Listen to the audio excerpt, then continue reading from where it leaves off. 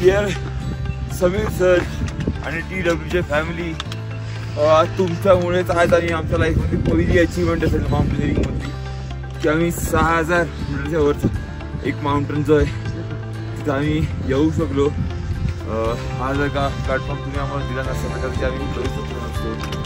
आणि मी खरंच TWJ व्हेंचर्सचे म्हणून आभार मानतो. मला इथं बोलता येत नाही कारण इथलं वेदर खूप थंड झाले, त्याच्यामुळे माझे शब्द पण चुकत असतील कदाचित, पण थँक्यू. तुम्ही तुमच्या आयुष्यात कितीही यशस्वी झालात, खूप मोठे झालात, तरी पहिल्या यशाची गोडी कायम लक्षात राहते. पहिला अनुभव कायम खास असतो. त्याची गोष्ट आयुष्यभर आपण सगळ्यांना सांगतो. माझ्या पहिल्या यशाची गोष्ट mount युनामचं summit.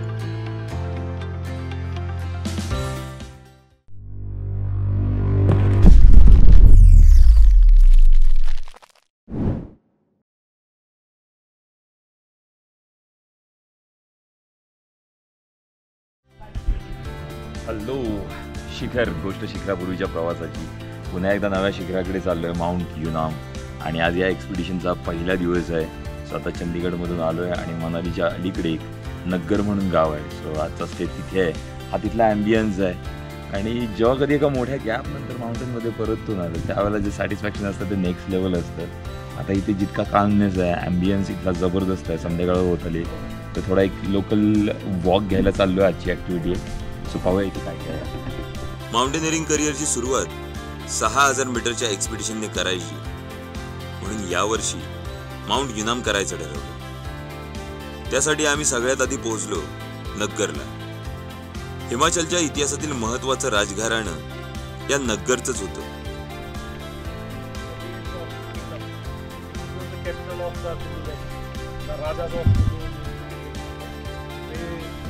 They had made a castle here.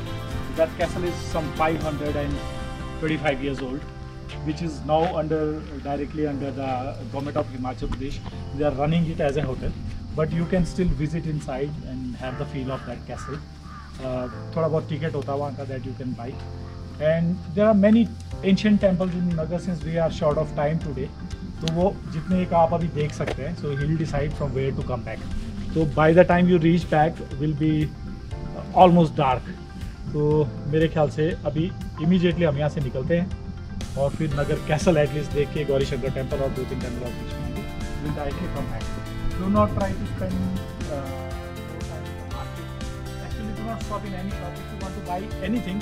So we have plenty of time tomorrow. कोई चीज़ किसी को खरीदनी है आज सिर्फ घूम के वापस आ जाइए, थोड़ा एक्लेमेटाइज भी हो जाएंगे आप एक्सरसाइज. ठीक है जी.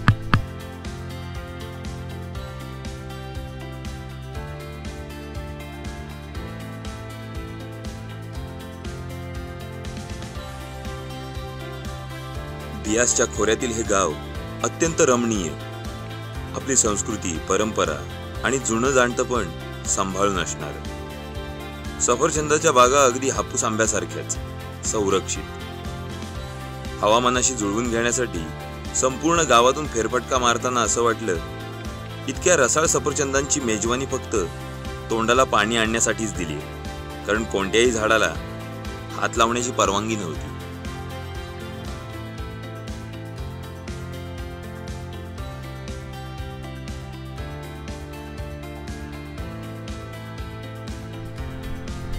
माउंट युनाम एक्सपिडिशनचा फर्स्ट डे आहे. सो आज आपण पोचलो मनालीच्या अलीकडे थोडं नग्गर गावामध्ये.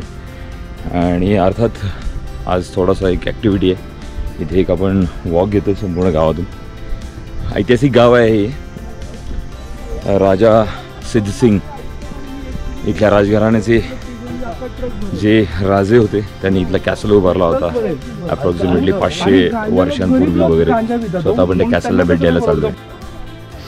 युजली ज्यावेळेला मोठे एक्सपिडिशन असतात लाईक 6000 मीटर वगैरे, सो त्या एक्सपिडिशनच्या स्केड्यूलमध्ये थोडासा एक अक्लेमेटाईज होण्यासाठी काही गोष्टी, काही ॲक्टिव्हिटी आपल्याला करावं लागतात. And this is the day 1. नग्गरला स्टे आहे तर थोडासा आज एक वॉक आहे इथे. सो ती सुद्धा एक ॲक्टिव्हिटी असते की की इथल्या वातावरणाशी आपण थोडंसं जुळून घेणं गरजेचं असतं. फार छान आहे गाव, खूप सुंदर आहे. अर्थात हिमाचल प्रदेश असेल, उत्तराखंड असेल, अरुणाचल प्रदेश असेल किंवा सिक्कीम, या राज्यांना निसर्गाने जे दिलं आहे ते खरंच अद्वितीय आहे.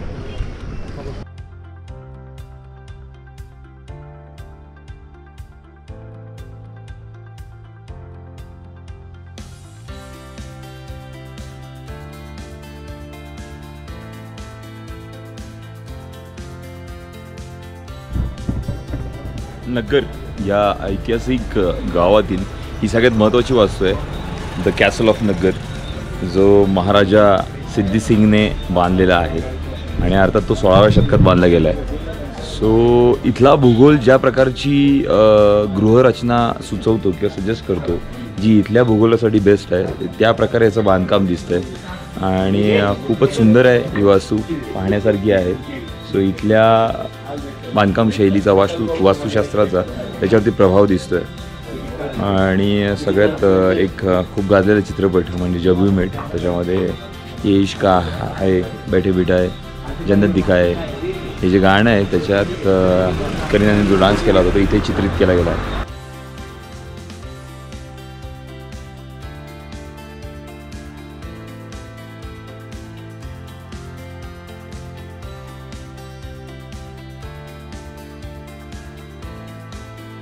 आपल्या नकळत आपण आठवणींचे सोहळे प्रत्यक्षात जगत असतो.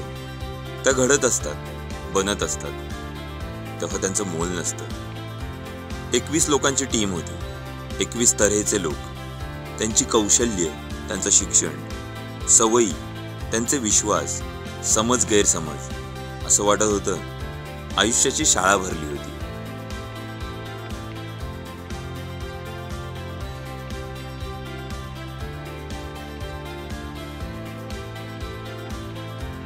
नग्गर असेल, मनाली असेल, हे बियास नदीच्या खोऱ्यात वसलेले आहे आणि हे गाव फार सुंदर आहे. ह्या खोऱ्याचा एक इम्पॅक्ट राहतो इथे आणि या कॅसलमधून जो बियास नदीचा व्ह्यू दिसतोय तो इतका जबरदस्त आहे, जबरदस्त प्रेक्षणीय दिसतं इथून सगळं. आणि अर्थात त्याच बियास नदीच्या पात्रातील दगड जे ते ह्या कॅसलच्या बांधकामात वापरले गेलेत. नक्कीच इथलं राजघराणं अत्यंत समृद्ध असेल, कारण ते ज्या कॅसलमध्ये राहत होते तो कॅसल जर का इतका सुंदर असेल तर अर्थात त्याच्यावरून आपण एक अंदाज करू शकतो.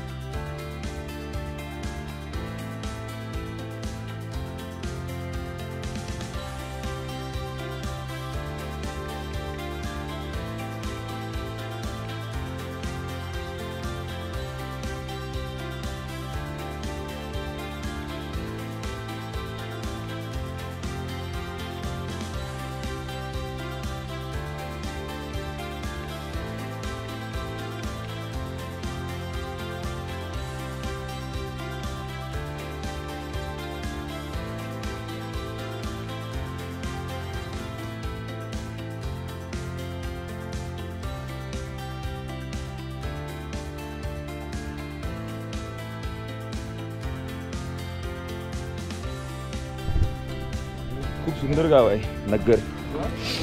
छान एकदम डोंगर उतारावर असलेली सेटलमेंट आहे आणि इथे काही ऐतिहासिक वास्तू आहेत, त्या खूप सुंदर आहेत. इथली लाकडाची घरं जी पारंपरिक आहेत ती पाहायला खूप छान वाटतं आणि हे गाव गजबजलेलं आहे, कारण इथे पर्यटनासाठी लोक येतात. त्याच्यामुळे ह्या गावाला एक चांगला इन्कम सोर्स पण आहे आणि त्याच्यामुळे ते नांदतं आहे. हे नग्गरमधील गौरी शंकराचं राऊळ प्राचीन आहे, त्याचं बांधकाम नक्षीदार आहे. आम्ही इथं आलो तेव्हा संध्या आरती सुरू होती. मला तो आमच्या मोहिमेकरता शुभ आशीर्वाद वाटला. मन एकदम विश्वासाने भरून गेलं.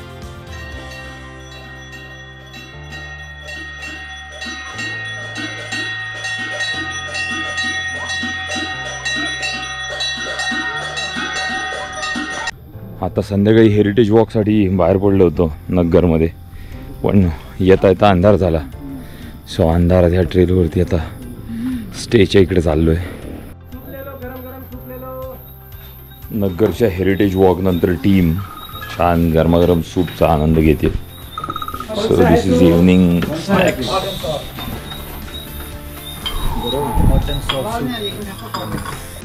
दुसऱ्या दिवशी सकाळी एक्सपिडिशनचं वेळापत्रक सुरू झालं.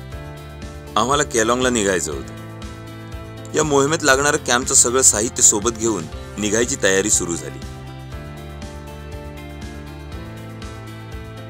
पुण्याच्या अल्पायनी संस्थेचे संस्थापक भगवान चवले सर हे एक्सपिडिशन लीड करत होते आणि त्यांना मदत करत होती नग्गरची अप नॉर्थ संस्था. Day second mount Yunam expedition आणि आज नग्गरवरून आपण चाललो आहे केलॉंगला. सो आज तिकडे स्टे असेल. आजचा दिवस थोडासा इझी आणि रिलॅक्स आहे. सो थोडा अक्लमटाईज होण्याच्या दृष्टिकोनातून पुन्हा आज काही ॲक्टिव्हिटी असतील. ट्रॅव्हलिंग फार नाही आहे, 2 तासाचं आहे, पण कालपासून आजपर्यंत अगदी छान इथे एक कामनेस डेव्हलप होतो आहे. कारण हा स्टे ज्या प्रकारचा आहे त्याच्यामुळे इथे खूप मस्त वाटतं आहे.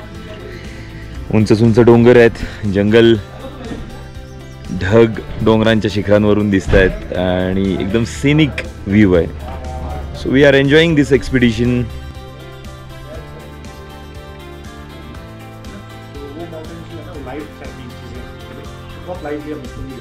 अगर आपको नहीं अलाउ कर रहा है, ये सब इतने माउंटेनियर्स हैं, कई बार 200 मीटर में भी 2 महीने का एक्सपीडिशन छोड़ के आए होंगे. I face the single problems in my life. ये सब होता है. नहीं बॉडी मना करते कि नहीं जाना, स्टे बैक और कम बैक. अच्छा, इसमें एक बात मैं बहुत क्लियर करना चाहूँगा कि अगर भरतपुर में कोई बंदा रुक रहा है, वहाँ पर बैठा हुआ है, कोई दिक्कत नहीं है. एक कैंप लगा हुआ है. All the expenses already are been taken care of. In case if somebody wants to come back to Manali, तो फिर आपको ट्रांसपोर्टेशन का खर्चा आपका होगा. मनाली में आपके स्टे का खर्चा आपका होगा. सब चीज़ आपको वेयर करना पड़ेगा. That I want to make it clear. कई बार ऐसा होता नहीं.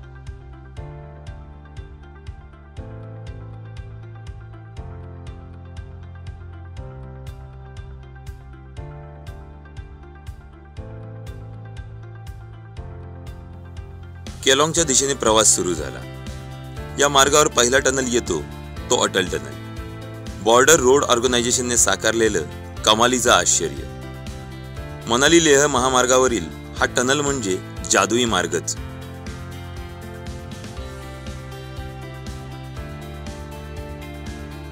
हिरव्यागार डोंगरधारा काही मिनिटात ओसाड उजाड डोंगरांमध्ये बदलतात. Cold mountain desert valley, Lahaul Spiti या प्रांताची सुरुवात होते.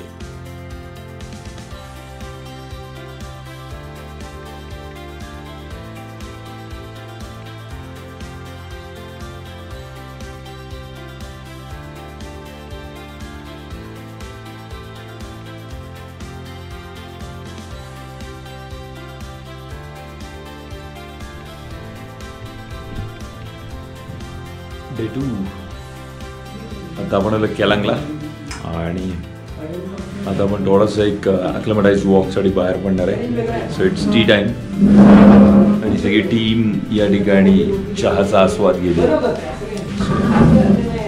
Really nice day from Nagar to Keylong. चांगला होता प्रवास. रोहतांग पासमधून आलो. सो इकडचं वेदर खूप छान आहे, चांगलं आहे आणि होपफुली सगळे फिट आहेत आणि फिट राहतील. केलॉंगचा स्टे आहे ऑलमोस्ट 3000 मीटर आणि जर का पाहिलं तर माउंटन व्हॅलीमध्ये केलॉंग आहे. सो इथलं वेदर थोडंसं कोझी झालं आहे, थोडासा गारवा इथल्या हवेत. प्रिकॉशन घेणं गरजेचं आहे. मेक शुअर की अशा वातावरणात ज्यावेळेला तुम्ही वॉक घेत असाल त्यावेळेला तुम्ही फुल स्लीव्ज कवर्ड असलं पाहिजे, जे थोडे वॉर्म क्लोज असतील. आणि काळजी घ्या की इथे खूप स्लो असाल तुम्ही. कोणती ॲक्टिव्हिटी अति फास्ट असू नये, कारण थकण्याचे चान्सेस जास्त असतात.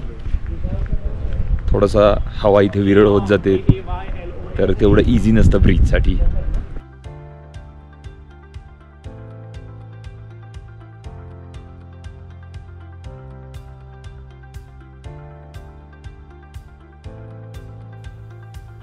केलॉंगला पोहोचल्यावर थोडा इथल्या हवामानाचा आपल्यावर परिणाम होतोय असं लक्षात आलं.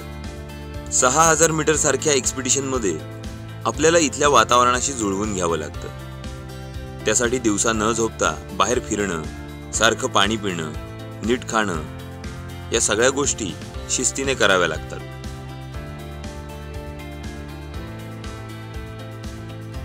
होण्यासाठीचा हा वॉक आहे. बऱ्यापैकी चांगला अल्टिट्यूड गेनिंग आहे याच्यात सुद्धा. सो केलॉंगची हवा आहे, इथलं वेदर, इथलं ॲटमॉस्फिअर, फर्स्ट डे आणि या एक्सपिडिशनच्या आपल्याला आत्ताच अंदाज यायला लागलाय. But we are preparing.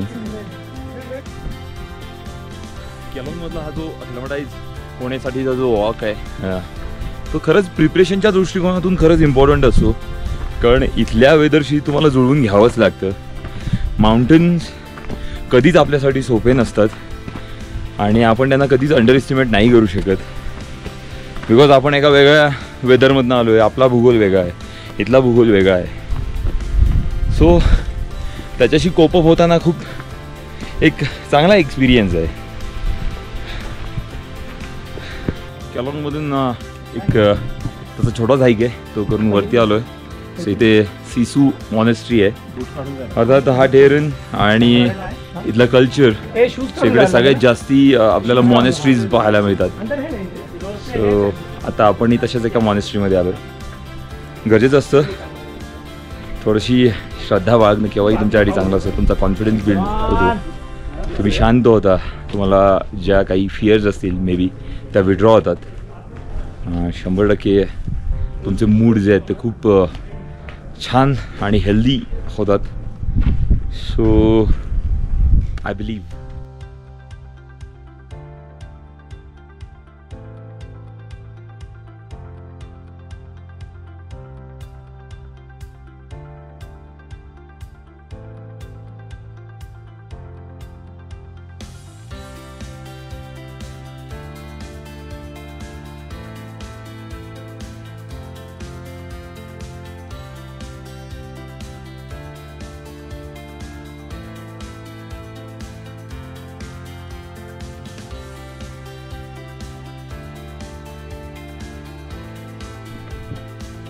शिसूर गोंपापर्यंत आपला हाईक होता.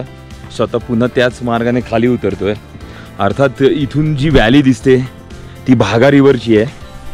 इथे ह्या 2 नद्या येतात, एक चंद्रा आणि ही दुसरी भागा. सो ह्या दोघींच्या मधला हा प्रांत आहे.